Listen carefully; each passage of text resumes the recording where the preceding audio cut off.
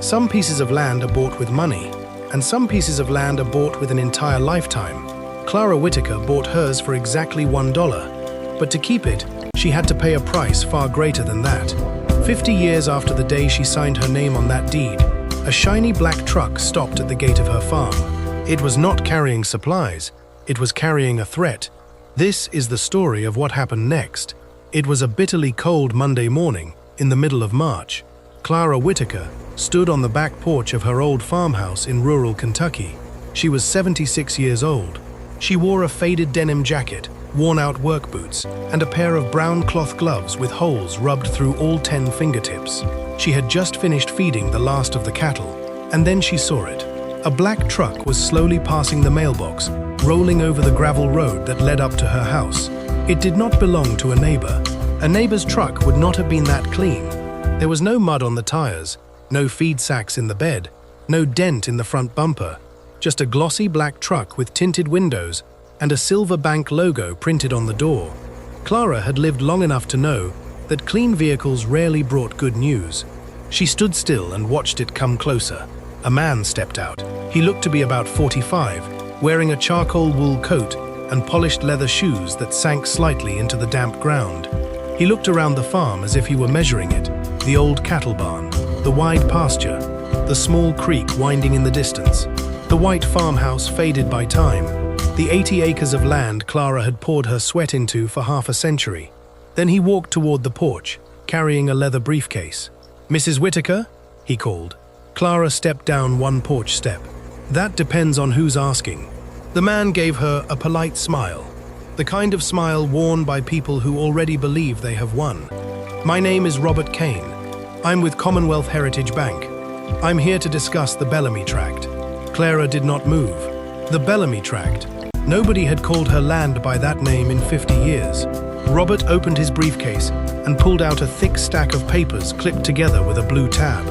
"According to our records," he said, "this property may still be subject to an unreleased lien. Until the matter is clarified, the bank is asserting a claim against the entire 80 acres. Clara looked straight into his eyes. Behind her, the March wind moved through the bare branches of the walnut trees her daughter used to climb as a child. Down the hill, the wire fence still leaned in the same place Clara had repaired it after the flood of 1997. Farther beyond, the north field stretched toward the ridge, brown and quiet beneath the late winter sky. Robert kept talking. He used clean words: legal interest, unresolved collateral, successor institution, recovery process. But Clara heard only one thing. The bank was saying this land was not hers, the same land she had bought for $1 when she was 26 years old, the same land people had laughed at her for taking, the same land now worth nearly $2 million. Robert held the papers out toward her. Clara did not take them right away. She looked him in the eye and said, "Young man, I buried my husband on this land. I raised my children on this land. I have paid taxes on this land longer than you have been alive. So before you tell me what your bank owns, you had better be very sure whose ground you are standing on." Robert Kane's smile faded. What he did not know was that 50 years earlier, Clara had placed an envelope in the bottom drawer of an old dresser, and inside that envelope was a $1 deed the bank had never expected to exist. But even that deed was not the paper that would save her. The paper that would save Clara Whitaker was buried inside the very file the bank had brought forward. And by the time they found it, no one at Commonwealth Heritage Bank would still be smiling. To understand why Clara refused to step back, you have to return to the winter of 1973. Back then, Clara's last name was not Whitaker. Her name was Clara Mae Dawson. She was 26 years old, unmarried, living in a rented room behind a feed store outside a small Kentucky town called Mill Creek. Her father had worked rented land his entire life, not owned land, rented land. Every spring he planted seed in someone else's soil. Every fall he handed part of the harvest over to the landowner. And every winter, Clara watched him sit at the kitchen table with a pencil in his hand, trying to understand how a man could work that hard and still end up with nothing in his own name. When Clara was 19, the farm her family rented was sold to a man from Louisville. He only wanted the land for weekend hunting. They had 30 days to leave. Her mother cried quietly while wrapping dishes in old newspaper. Her father barely said a word. But Clara still remembered the look in his eyes the morning he loaded their kitchen table into the back of a truck. It was not anger, it was shame. That day, Clara decided she would never spend her whole life waiting for someone else to decide where she was allowed to sleep. By 1973, she had saved $312. She worked anywhere there was work. She cleaned houses. She helped with carving season. She sorted seed at the agricultural co-op. She drove an old Ford truck with a door that only opened from the outside. On Sundays, she washed her hair in a metal basin and read land listings in the local paper, even though she knew she could not afford any of them. People told her to be realistic. A woman alone could not buy a farm. A woman alone could not clear land. A woman alone could not run cattle, repair fences, negotiate taxes, or hold ground when men with money started smelling opportunity. Clara listened to all of it. Then she went back to work. She did not want a big house. She did not want a new truck. At first, she did not even need good land. She wanted a piece of land that could not be taken away by a landlord, by a bank loan, or by the changing mood of some rich man. That was all. Something with her name on it. Something permanent. Silas Bellamy owned 80 acres 3 miles west of Mill Creek. When Clara met him, Silas was 79 years old and dying of lung disease. He had no children. His wife had been gone for 12 years. His closest living relative was a nephew in Ohio who had not visited him since 1964. The Bellamy farm was not beautiful. The south field had grown thick with brush. The cattle barn roof sagged in the middle. The creek had shifted after years of neglect and carved a muddy scar through the lower pasture. Limestone shelves sat just beneath the topsoil in places, and the dirt road washed out after every heavy rain. But Clara saw things other people missed. The ridge blocked the worst of the northern wind. The creek still ran even in the dry heat of August. The old hayfield could come back if someone cared for it. And the soil, though exhausted, was not dead. The first time Clara went there, she was delivering feed. Then she came back the next week with a pot of soup. Then the week after that, she patched a section of fence where Silas's 2 cows had broken through. Silas sat in a chair beneath the porch roof and watched her work. "You looking to get paid?" he asked. Clara wiped the sweat from her forehead. "No, sir. I'm looking for a chance to learn." Silas laughed so hard, he started coughing. After that day, he began asking around about her. He learned that her father had been a tenant farmer. He learned that she always paid her bills. He learned that she had turned down a job at a tobacco warehouse because the manager wanted her to smile more and talk less. He learned that she was stubborn in the way people who love land tend to respect. One afternoon in July of 1973, Silas invited Clara to sit with him on the porch. In his lap was a folded piece of paper. "I've had 3 offers on this land," he said. "One from a man who wants to cut it into house lots. One from a timber buyer. One from my nephew, who couldn't find this farm on a map, even if the courthouse burned down." Clara said nothing. Silas looked out across the field. "My wife planted those walnut trees in 1948. I will not let them be bulldozed just so somebody can build a driveway." He handed Clara the paper. It was a legal description, 80 acres. Clara looked at him, confused. Silas said, "I'll sell it to you." Clara almost laughed because she thought he was teasing her in a cruel way. "Mr. Bellamy," she said, "I only have $300. I don't want $300. "Then what do you want?" Silas reached into the pocket of his shirt and pulled out a single $1 bill. $1, he said. "So it is a sale. Not charity. Not a gift somebody's relatives can argue over later. A sale." Clara stared at the dollar bill. Silas leaned forward. "But I have conditions. You live on it. You work it. You do not sell it to land speculators before I am cold in the ground. And when people laugh at you, let them. Land does not answer laughter. It answers labor." Clara did not cry in front of him. She only nodded. The next morning, she drove him to the county land office. The county clerk thought it was a mistake. He looked at Silas Bellamy. Then he looked at Clara. Then he looked at the deed. "The sale price says $1, he said. "That's right," Silas answered. The clerk lowered his voice. "Mr. Bellamy, you understand this transfers the entire 80 acres. I understood it when I bought it in 1936, Silas said. "And I understand it now." 2 witnesses signed. A notary stamped the page. Clara signed her name in blue ink because it was the only pen in her purse. Clara May Dawson, owner of 80 acres, for $1. When she stepped outside, 3 men standing near the courthouse steps watched her fold the deed and slide it into a brown envelope. One of them spoke just loud enough for her to hear. "That Bellamy place ain't worth the stamp on the paper." Another said, "She paid too much." Clara kept walking. That afternoon, she placed the deed inside a large envelope. She wrote the word "land" across the front in block letters. Then she put it in the bottom drawer of a dresser she had bought for $5 at a church charity sale. She did not frame it. She did not show it off to anyone. She simply stood in the quiet room of the old farmhouse and listened to the wind slipping through the cracks in the window frame. For the first time in her life, no one could tell her to leave. The first year nearly broke her. The farmhouse leaked in 3 rooms. The well pump froze twice. A storm drove a maple branch through the roof of the smokehouse. The south field was so tangled with briars that Clara came home every night with scratches covering her arms. The men at the feed store joked about her. They called it Clara's Kingdom. They called it the $1 swamp. One man asked whether she planned to farm it or marry it. Clara never gave them the satisfaction of seeing her angry. She bought used fence posts. She borrowed a brush blade.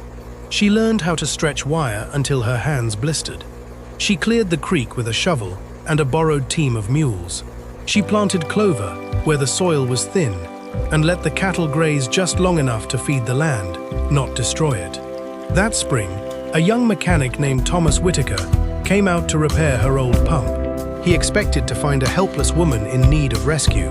Instead, he found Clara lying beneath a gate hinge with a hammer, a coffee can full of bolts, and a look that warned him not to offer advice unless he had earned the right. Thomas fixed the pump. Then he came back the next week to fix the tractor. Then he came back the week after that with no reason at all.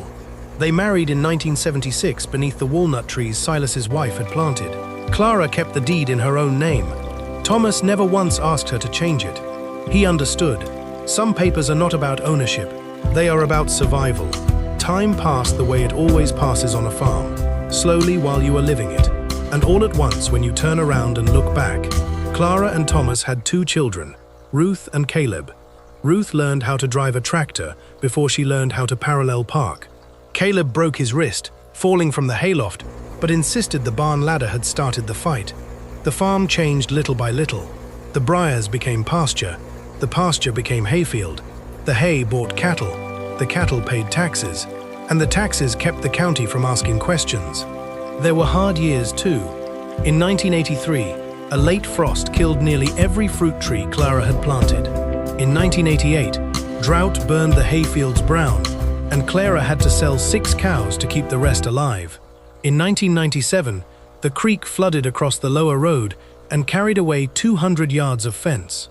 Thomas was recovering from surgery that fall, so Clara rebuilt almost all of it herself, 1 post at a time, while Caleb handed her staples from a coffee can. After a while, people stopped laughing at her. Not all at once, just gradually. The way people stop laughing at a joke when the joke keeps getting up before dawn. By the early 2000s, the Bellamy farm no longer looked like land nobody wanted. It looked loved. The barn stood straight. The fences were tight. The creek ran clear. The walnut trees shaded the lane as if they had been waiting their entire lives for someone stubborn enough to stay. Thomas died in 2011, a heart attack in the lower field. Clara found him near the gate, one hand still resting on the latch. After the funeral, a real estate investor sent a letter offering to buy the farm. Clara burned it in the wood stove without answering. That land had held her grief. She was not going to sell it to strangers. Mill Creek did not stay small forever. First came the bypass road, then the gas station, then the storage units, then a new subdivision with stone entrances and a name that sounded as if it had been taken from the very thing it had destroyed. Bellamy Ridge Estates. The first time Clara saw that sign, she pulled over to the side of the road and stared at it for a full minute. Bellamy Ridge. They had taken the name from the old man who had refused to sell them his land. After that, the offers came more often. One investor offered $600,000. Another offered $900,000. A company from Lexington offered $1.3 million and promised to preserve the rural character, which meant they would name a street after a tree they had cut down. Clara refused all of them. In 2022, Ruth convinced her to get the land appraised for estate planning. The number came back so high that Clara had to read it twice. $1.84 million, more than her father had earned in his entire life as a tenant farmer. She folded the appraisal and placed it in the same dresser drawer as the deed. Then she went outside and fed the cattle. Money had never been the point, but money has a way of making people care about things they once ignored. 6 months later, Commonwealth Heritage Bank sent its first letter. The letter arrived on a Thursday. Clara almost threw it away because she thought it was another refinancing advertisement. But when she opened it, she saw the words, "Notice of Collateral Review." She read the first paragraph while standing beside the kitchen counter. Then she sat down. According to Commonwealth Heritage Bank, a loan had been issued to Silas Bellamy in 1968 by a small institution called Mill Creek Farmers Bank. That loan had used the 80-acre Bellamy tract as collateral. Commonwealth Heritage claimed it had inherited that old loan through a chain of bank mergers. Their argument was simple. If the 1968 loan had not been properly released, then Silas Bellamy may not have had clear title when he sold the land to Clara in 1973. And if Silas did not have clear title, Clara's deed could be challenged. Clara read the letter 3 times. At first, she did not panic. She only felt insulted. For 50 years, the county had accepted her tax checks. Surveyors had drawn maps according to her fence lines. Her name had appeared on every property record. She had buried her husband, raised her children, and rebuilt after storms. And now a bank that had never repaired a gate or cleared a ditch was telling her the land might belong to them.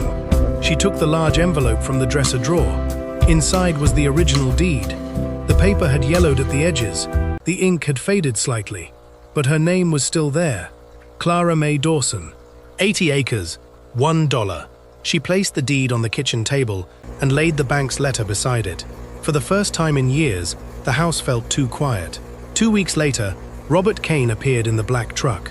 He explained that the bank was conducting a review of inherited assets. He said they were not accusing Clara of doing anything wrong. He said they understood this was a sensitive matter. He said the bank wanted a cooperative resolution. Clara knew what that meant. It meant they wanted her frightened enough to sign something. Robert presented 3 options. First, Clara could enter mediation with the bank. Second, she could agree to a title settlement. Third, she could sell the property to a bank-approved buyer and allow the dispute to be resolved from the proceeds. Clara listened without interrupting. When he finished, she asked one question. "Did your bank ever set foot on this land before it was worth something?" Robert blinked. "That is not really relevant to the legal matter. It is relevant to me." He pushed the papers toward her. "I recommend that you have an attorney review these documents." Clara looked at the papers but did not touch them. "I recommend your bank does the same." Robert left the folder on the porch rail. Then he climbed into his truck and drove away. Clara stood there until the sound of the engine disappeared completely. That evening, she called Ruth. Ruth was a school principal in Bowling Green, and she had inherited from her mother the ability to stay calm while becoming dangerous. After Clara explained everything, Ruth said, "Mum, do not sign anything. I wasn't planning to. You need a lawyer. I have the deed. You need a lawyer who understands why that deed matters." The next morning, Ruth drove Clara to meet a land attorney named Evelyn Price. Evelyn Price was 63 years old. She had silver hair, sharp eyes, and an office full of document boxes stacked like brick walls. She had spent nearly 40 years handling boundary disputes, ownership fights, inheritance messes, and old farm records nobody else wanted to read. Clara handed her the deed. Evelyn put on her reading glasses and studied it without saying a word. Then she read the bank's letter. Then she read Robert Kane's documents. 20 minutes passed. Finally, Evelyn leaned back in her chair. "Mrs. Whitaker, your deed looks very strong." Clara let out a breath. "But strong does not mean we ignore this. The bank is trying to attack the chain of title before your deed. That means we need to prove that Silas Bellamy had the right to sell this land in 1973. He did. I believe you, but courts like paper more than memory." So Evelyn asked for everything. She requested the entire 1968 loan file from Commonwealth Heritage Bank, not a summary, Not selected pages, not a statement from a bank employee. Everything. The original note, the collateral agreement, the payment history, the release records, the merger documents, the asset transfer sheets. Every page showing how an old loan from a small-town bank had become the claim of a modern bank. Commonwealth's lawyers resisted. They said some records had been archived. Evelyn said archived did not mean lost. They said the request was too broad. Evelyn said trying to take an old woman's farm was too serious. 3 weeks later, the bank delivered 6 boxes of copied records to her office. Robert Kane probably thought the enormous volume of paper would bury Clara. Instead, it gave Evelyn exactly what she needed, because old paper has a habit of telling the truth, even when people do not want it spoken. Evelyn spent 4 days reading.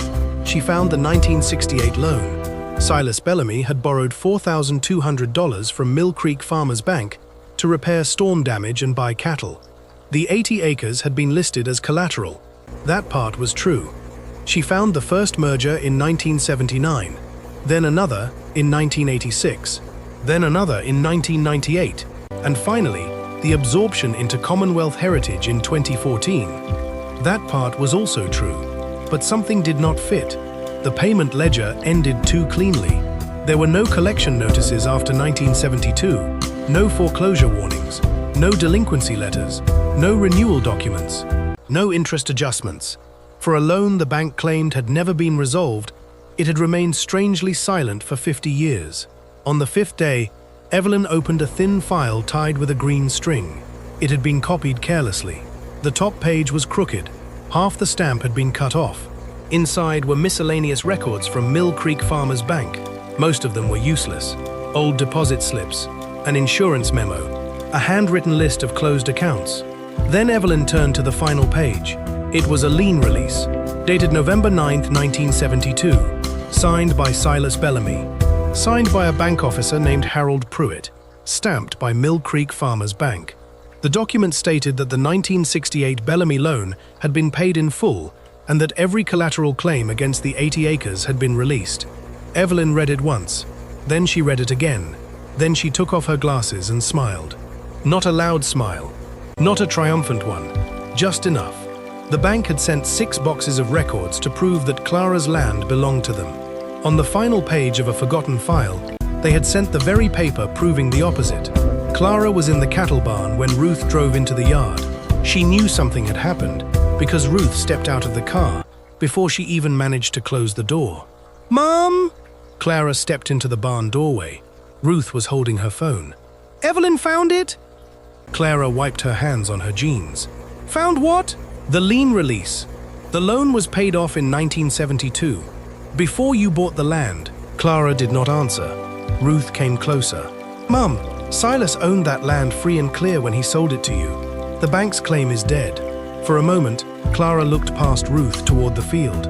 She thought of Silas on the porch, coughing into his handkerchief, telling her that land does not answer laughter. She thought of the courthouse steps. She thought of the men who said she had paid too much.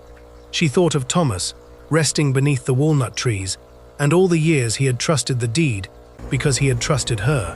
Then Clara said softly, "I knew that old man wouldn't lie to me." Ruth hugged her. Clara allowed it, but only for a moment. Then she stepped back and said, "Call Evelyn. Ask her what happens next."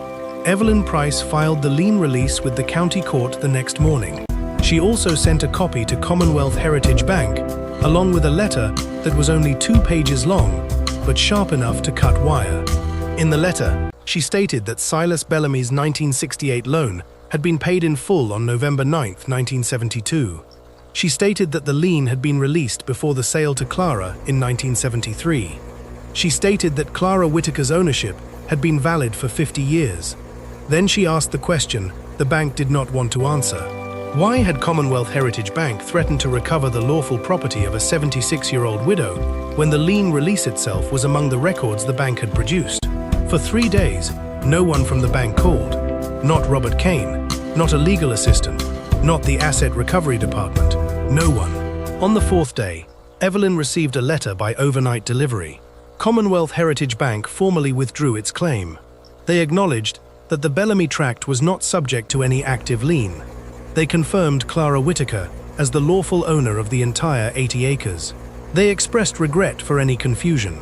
Evelyn read that line twice and laughed. Confusion. That is the word powerful people use when they are proven wrong on paper. Ruth and Caleb came to the farm that weekend. Caleb brought his 2 sons, both teenagers, old enough to pretend they did not care, and young enough to quietly follow their grandmother everywhere. Clara made coffee. Evelyn stopped by with certified copies of the lien release and the bank's withdrawal letter. She placed them on the kitchen table beside the $1 deed. 3 papers. The deed from 1973, the lien release from 1972, the bank's withdrawal letter from 50 years later. Clara looked at them for a long time. Caleb said, "Mom, that land is worth almost $2 million. Clara nodded. "People keep telling me that. Have you ever thought about selling it?" Clara looked out the window toward the walnut trees. No speech, no dramatic music, just one word. Because to Clara, the land had never been a number. It was the porch where Silas had trusted her, the field where Thomas had asked her to marry him, the creek she had cleared with her own hands, the fence line she had rebuilt after the flood, the trees beneath which her grandchildren chased fireflies, the grave where her husband rested. You do not sell an entire life just because someone finally learns how to price it. That afternoon, Clara put on her coat and boots. Ruth asked where she was going. Clara said, "To check the north fence." Everyone knew the fence was fine, but they followed her anyway. Ruth, Caleb, the 2 grandsons, and Evelyn Price, in shoes that were not made for pasture mud. They walked past the cattle barn, past the walnut trees, past the low field where the creek curved silver through the grass. Clara walked slowly, but she did not need help. At the north fence, she stopped. The ridge rose in the distance, dark with cedar and oak. The wind moved across the field, cold and clean. One of her grandsons asked, "Grandma, were you scared?" Clara kept looking out over her land. "Yes." The boy looked surprised. "You really were?" Being brave does not mean you are not afraid. It means you know what is right and you stand there anyway. No one said anything after that. A crow lifted from the tree line. Somewhere behind them, the old farmhouse stood firm against the sky. Clara placed one hand on the fence post. 50 years earlier, she had been a young woman with $312 in her pocket, a broken-down truck, and a deed the world laughed at.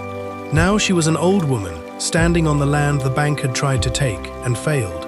Not because she had power, not because she was rich, but because she had kept that paper, kept that promise, kept that land. Stories like Clara Whitaker's are easy to tell too quickly. People hear $1 and nearly $2 million, and they think the story is about money. But it is not. Money was only the reason the bank finally looked at the land. The real story is about the 50 years before that. The mornings she woke before dawn, the fences she repaired when no one was watching, the taxes she paid when the land was not worth much. The offers she refused when selling would have been far easier. The old deed she kept safe because some part of her understood that paper can sleep for decades and still wake up when it is needed.